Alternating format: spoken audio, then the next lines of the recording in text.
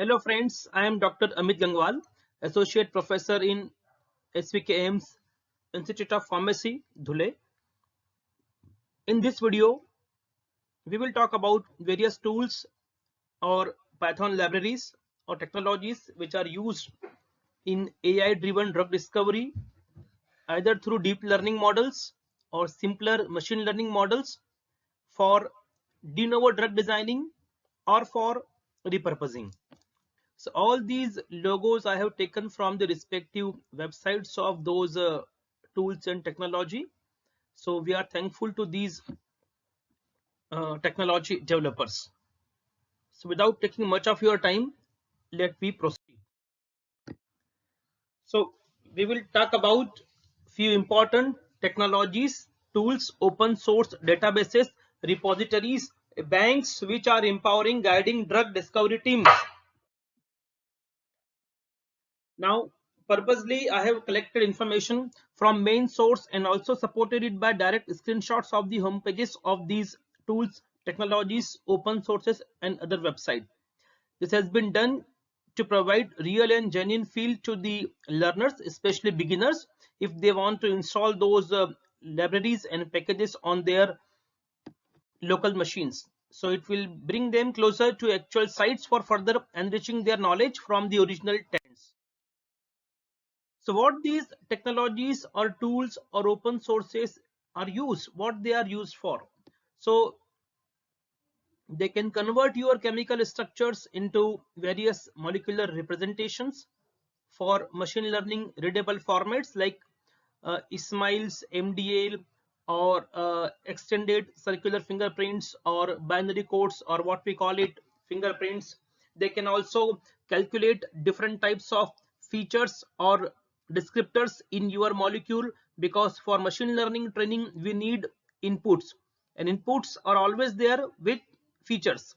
So if we talk about chemical compounds or drug molecule, they are chemical compounds and the features or the descriptors are different 1D, 2D, 3D descriptors like Lipinski's parameter, polar surface area, solubility, log p values, inhibitory concentration by 50%.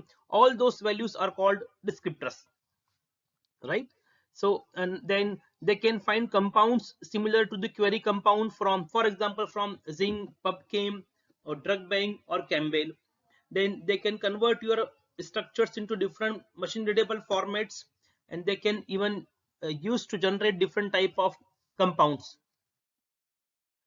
So there are numerous software libraries written in different languages that implement some or all of the operations described in earlier slide.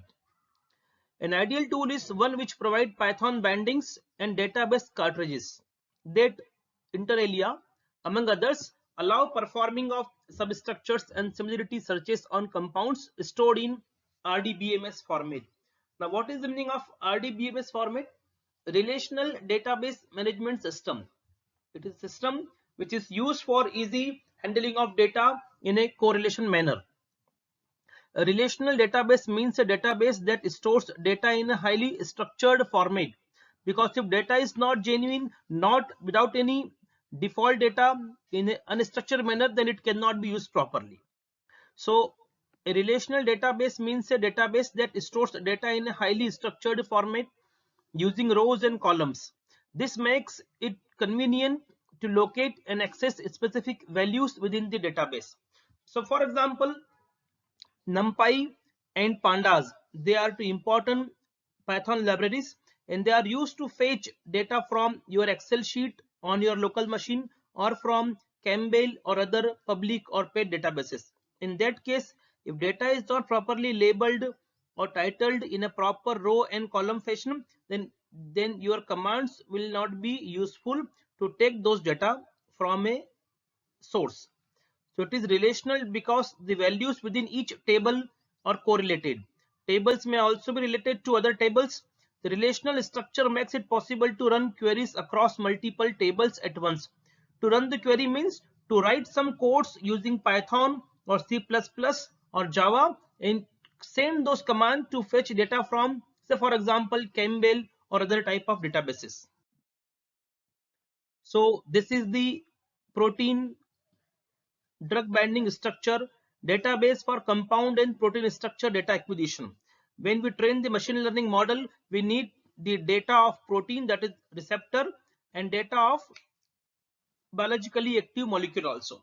So this protein data bank is used for fetching data of different proteins. Here you can identify different proteins based on different type of disorders or receptor mechanism. So this protein structure will be used to train machine learning model along with the ligand structure.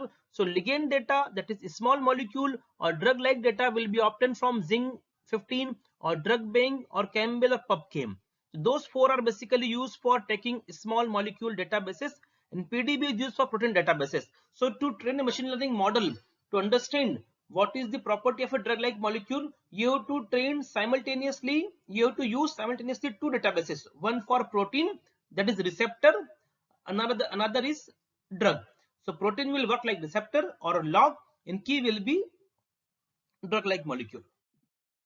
So NumPy, all the mathematical operations we do while writing coding in Jupyter Notebook through Python codes, there is use of NumPy. So NumPy, so NUM is from number and PY is Python. The word is NumPy.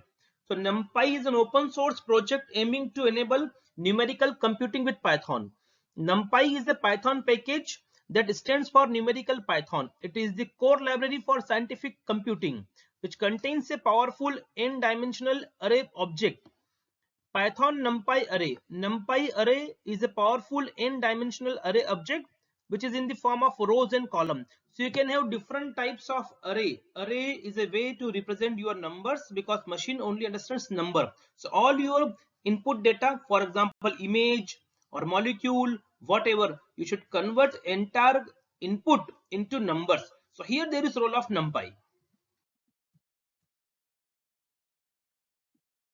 So using NumPy, you can convert the configuration or the arrangements of number. So reshape is a command in NumPy. Reshape is when you change the number of rows and column, which gives a new view to an object. Now let us take an example to reshape the below array. Horizontal two rows are there and we change into the column pattern. So this image I have taken from Azureka, a famous online video maker worldwide for emerging technologies and disruptive innovations. Very famous video maker they are, world famous video creator they are having. You can see lot many videos in an original manner on their YouTube channel. Slicing. So suppose you want to take only two numbers, then 9 and 11, you can go for a slicing also. So you can handle, you can change, you can shape, reshape, alter in any manner your numerical features. So here there is use of NumPy.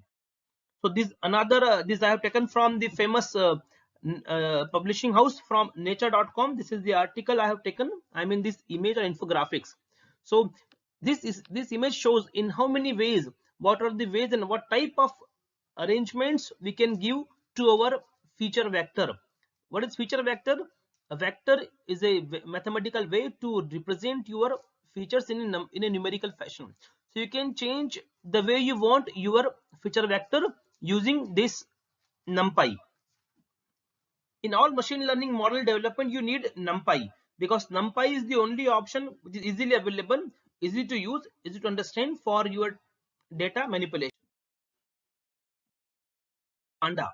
After NumPy, if you see various codes, you will come to know the first step is in Jupyter Notebook. You will type the Python code import NumPy as NP. Then it is followed by import pandas spec as PD.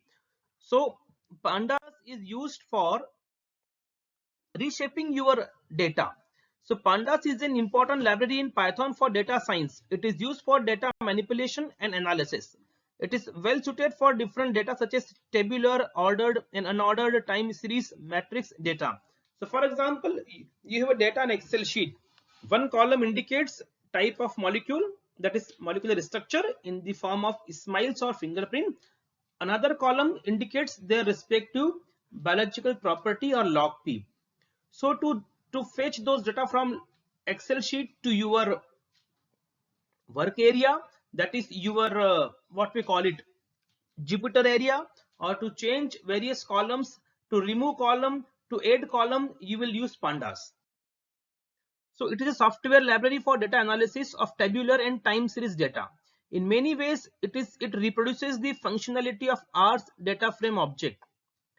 Also, many common features of Microsoft Excel can be performed using pandas, such as group by, table pivots, look for, and other type of options. Pandas data frame objects are label based as opposed to index based in case of NumPy. So in this example, you can see how to load sample data into a pandas data frame. Then we can rename our column also. We can take different columns or rows in our work area in Jupyter Notebook. We can change title of column also. This is the use of pandas. The next use function is ilog. Ilog function is used to access items within a data frame by their index rather than their label. So loc is used for selecting labels and ilog is used to select with indices. Matplot library. So Matplot library is a powerful library for visualization of your data in the Python. It can be used in Python species, Python scripts, shell, web application. Whatever data you have, you can entirely convert those data into very beautiful visuals. That is in charts, bars, pie diagram, others like this. This image I have taken from world famous towards datascience.com website, where hundreds of articles, thousands of articles are there on machine learning and deep learning. Other topics are also there. Anaconda. It is a free and open source distribution of Python and R programming language for scientific computing. So once you install Anaconda on your local machine, you can have automatically different Python libraries installed through this, like Jupyter, the notebook for writing Python codes, and NumPy, pandas, everything in a simpler manner can be automatically used on your local machine once you install Anaconda. So as I am discussing many times, Jupyter Notebook. Jupyter Notebooks provides an incredible potential to distribute technical knowledge owing to its integrated text plus live code interface. In Jupyter area, in Jupyter Notebook, you can write various codes also, that is Python codes, to run the program, and you can write in each cell the meaning and purpose of those codes also. You can save it, you can share it. So this is the beauty of Jupyter Notebook.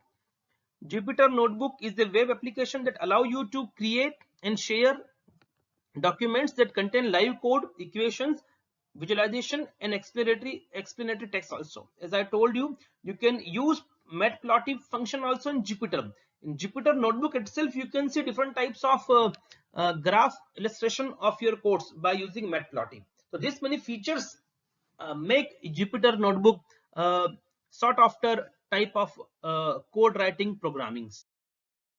So here you can see this is your Jupyter interface. Here you write, this is the code. You are writing the code. Import numpy as np. Import matplotlib.pylot as plot, plt. Import pandas as pd. So these are the commands in Python you are writing in your Jupyter notebook on your local system. So these are the codes we are writing for identifying different type of cases of cancer. Here in particular case, it was discussing about breast cancer. In one of my earlier videos in tutorial, I have shown entire coding for identifying as a classifier program how to classify various data of patients taken from the data from various female for cancer prognosis.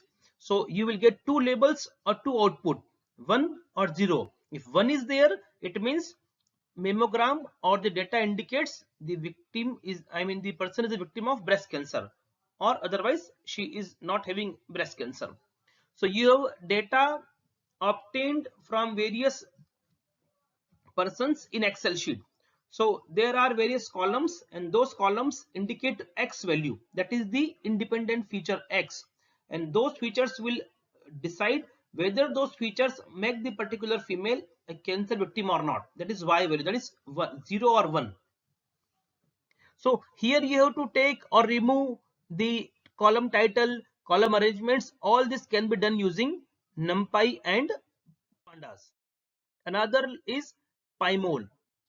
So PyMol is a user-sponsored molecular visualization system on an open source foundation. What you can do using PyMol? PyMol is an open source molecular visualization system created by Warren Lyford Delno. It is presently commercialized by Schrodinger.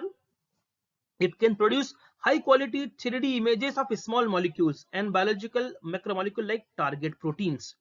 So PyMol can read SDF files. SDF is a way to convert your molecule into different pattern, and you can visualize different proteins also, because we know in drug discovery we need to study basically two type of structures. One is of ligand or chemical compound, small molecule, or biologics in case of biological therapies, and second is structure of receptor, that is protein. So you both this type of chemical you can visualize in a very beautiful manner through 3D images by this PyMol functionality. Now comes GitHub. It is managed and controlled by Microsoft company. GitHub is a system where you can store your codes for other persons, they can share also, and even you can share PDF and notes also, along with sharing graph directly. Very famous system for all the data science and coding experts. A subsidiary of Microsoft, it is a US based giant that provides hosting for software development, version control using Git. It provides the distributed version control and source code management functionality of Git plus its own features. It offers access control and many collaborations features such as bug tracking and others. Now comes one of the mostly used and referred cheminformatics library, that is RDKit. RDKit library is a Python friendly library that allow you to handle chemical structures and the calculations of their molecular properties. That is for quantitating the molecular features of each molecule that we can subsequently use in the development of a machine learning model. In earlier videos, many times we have discussed about you can check the validity of the smiles or the generated molecule from chemistry point of view through this RDKit library. Suppose you are having various chemical structures, you can convert them into smiles, and whether the smiles are valid or not, that can be checked through RDKit library. It is a versatile and popular Python cheminformatics library which offers functions for calculation physical properties. It can calculate physicochemical properties of various chemical structures in either through directly from fingerprints or through smile pattern also. So molecular similarity search can be done by various means, and RDKit is one prevalent toolkit that help in calculating similarities of molecule directly. So these are the features we are discussing from viewpoint of tools required in handling data from viewpoint of drug discovery. It is an open source cheminformatics package used for checking out the validity of the generated smile codes. As I told you, you can generate various chemical by converting smile into chemical structure through deep generative models. But whether those smiles are valid as per chemistry rules or not, that can be checked through RDKit. And if you don't check it, there is no use of generating thousands of smile using various autoencoder or other type of deep learning models. This is a collection of cheminformatics software written in C++ and Python. Additionally, the RDKit distribution includes a PostgreSQL based cartridge also. So this is the example how Python codes are written to take something from RDKit. For example, from RDKit import chem. So this command will load a molecular structure from a smile string. So here mol equal to chem.mol from smile CCNCOO. So this will be taken from this RDKit. So the first example creates a molecule from a smile string. The letter in the string stands for an atom, C for carbon, O for oxygen, and so on. The other symbol in the string describes the bonds between the atoms. The second example generates a list of molecules from a molecule database. So you can also visualize the molecule. Just submit the smile structure or fingerprints and give command in Python or C++ to RDKit, it will convert your smile string into the structure. This is the code for the same. So this is the image I have taken from one of the article recently published. So in this article they are showing how to create the training data set and extracting the feature from the RDKit. So the first, you see this first structure, it is antibody sequence of various viruses, for example HIV, Ebola, SARS or Corona. So this is the sequence of various antibody for treatment of so and so disorder. So close to 2000 samples of such antibodies will be given to RDKit, and RDKit will give you the most important features. Even all the features are not important in these antibodies. So only important features will be removed from these antibodies using RDKit, and those features will be used to train the machine learning model. The model will learn, okay, so and so features are important in the antibody sequence for effectively handling infections caused by SARS, Ebola, dengue, HIV or other type of microbes. So then there will be formation of various types of antibodies. This is the case I have taken from a paper. Now another example I have taken. So here they are the chemical structures. Here they are chemical structures. They are 2D images. They will be used to train a convolutional neural network. Already we have seen what is the meaning of CNN, and this will be used to train various machine learning model like random forest and other also. These are the commands which we can use to take something from RDKit, and these commands in Python we have to write in Jupyter Notebook. Another important technique is scikit-learn. Scikit-learn is the world famous free to use simpler machine learning library. You have data set, so you have to apply machine learning tools. So you have to use this scikit-learn. Again, you will write code in Python in your Jupyter Notebook on your local machine. So using scikit-learn, you can directly run various type of machine learning algorithms on your data. So to run machine learning algorithm on your data, you have to use scikit-learn. Suppose you have data of various input and output. So to apply this algorithm, you have to use scikit-learn.